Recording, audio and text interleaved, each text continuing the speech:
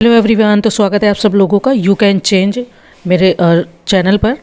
तो हमने कल सी सैट के बारे में बात की थी, लेकिन सी सैट के साथ में जीएस का कुछ पोर्शन अगर आपको तैयार करना हो, जैसे कि यूपी पीसीएस में आपको पता है इसकी खासियत है कि फैक्ट बहुत पूछते हैं। अब ये 5-6 लाइनें हैं जिनमें से 5-6 क्वेश्चन बना सकते हैं, या एक क्वेश्चन में 2 से 3 वो लोग दे सकते हैं अपना फैक्ट।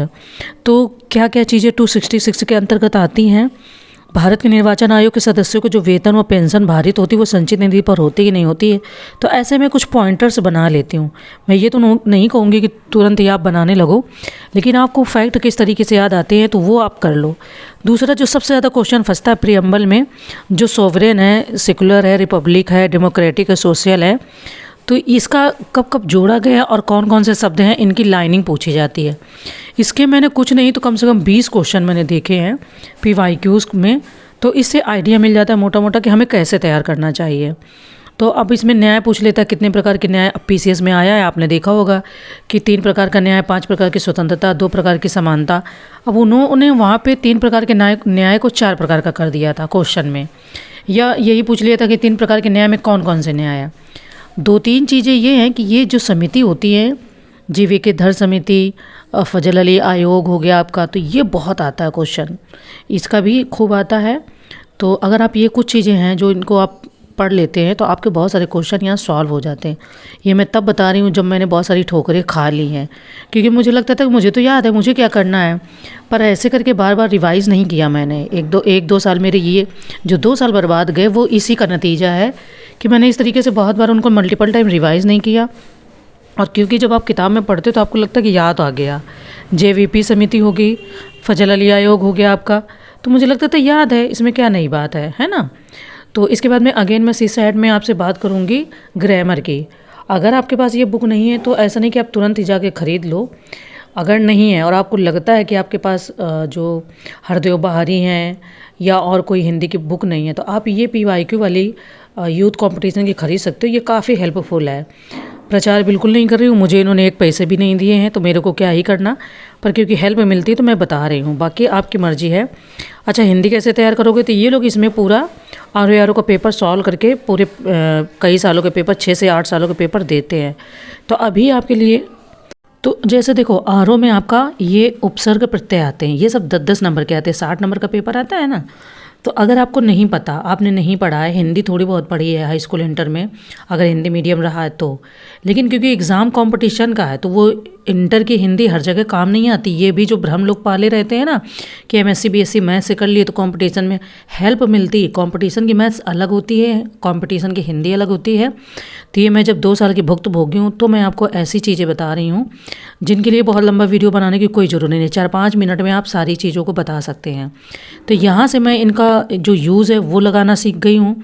और मेरी हिंदी इंटर में अच्छी थी, पर क्योंकि उपसर्ग प्रत्यय इतने नंबरों के नहीं आते थे कि इस तरीके से करना होता था। उसमें था कि ये चैप्टर है तो इतना इतना रट्टा मार लो, इसी में से आएगा। कंपटीशन में ये नहीं कि ये हिंदी इस बार आई है तो वो ये विलोम शब्द इस बार आया तो उस बार वो भी आएगा, ये कोई डिसाइड नहीं होता है। तो जो ये गलतियाँ मैं की हूँ, और अगर आप कहें कि क्या इस बार आपका निकल गया क्या, तो आप इस बार होगा तो दूंगी, देखती हूँ। और निकलना भी चाहिए क्योंकि जिस तरीके से मेहनत हो रही तो निकलना चाहिए, पर सब कुछ अपने हाथ में नहीं होता। तो कुछ चीज़ें तो मैं छोड़ देती हूँ कि मैं अपनी मेहनत करूँ, बाकी चीज़ें कह सकते हैं भगवान के ऊपर है, जो भी है जिससे आपको सेटिस्फेक्शन मिले। तो ये यहाँ पे जैसे 10 नंबर के शब्द विलोम आते हैं, तो जो क्वेश्चन आता है वो तो आप सॉल्व करो, वो तो सीखोगे।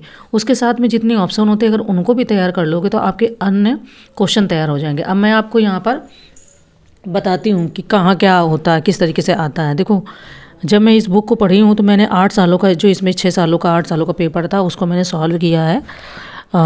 एक दिन में पूरा नहीं सॉल्व हो पाता क्योंकि उसके मैं नोट्स भी बना लेती हूँ, उनको रिवाइज़ भी करना होता है, साथ में सी सैट को भी तैयार करना। और करंट अफेयर मैंने कल भी बताया था, इसलिए मैं यूपी स्पेशल का जो करंट अफेयर होता है आपको मैं दिखा देती हूँ वीकली या हर तीसरे दिन में। तो ये देखो यहाँ पे जो शुद्ध वाक्य हैं ये कई सारे आए हुए हैं, और ये 1-2 क्वेश्चन इसमें रिपीटेड भी हैं।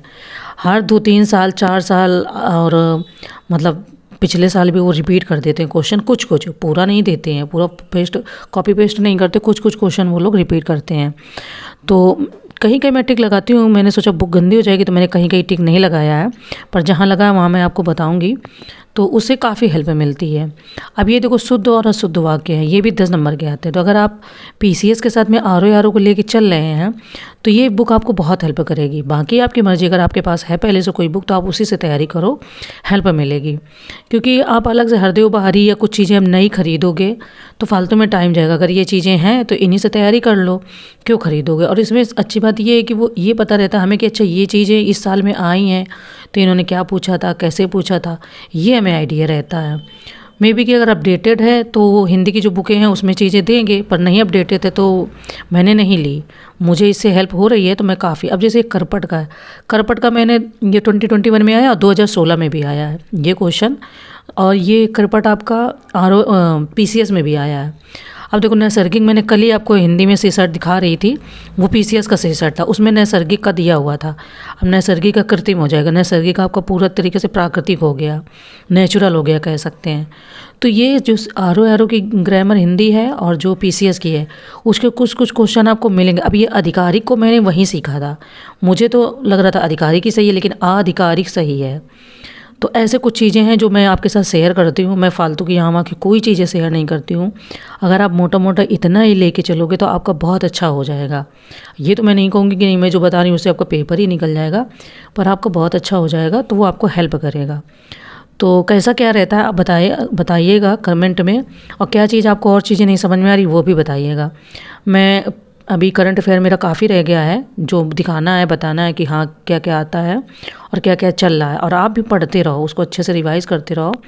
तो ये कई सारे क्वेश्चन हैं जो मुझे, अब ये कवि वाला मुझे मिला क्वेश्चन, एग्ज़ाम में ही मिला, मेरा वहाँ गलत हो गया, मेरा आधिकारिक भी गलत हो गया था। अब ये देखो करपट का 2016 में मैंने इसलिए लिख लिया, कहीं कहीं मैं नोट डाउन कर लेती हूँ, कहीं कहीं नहीं करती हूँ। तो फिर हो गया था काफ़ी टाइम, तो मैंने सोचा अब चलो सोया जाए, तो ये देखो टाइम हो गया। तो मिलते हैं नेक्स्ट वीडियो में, थैंक यू।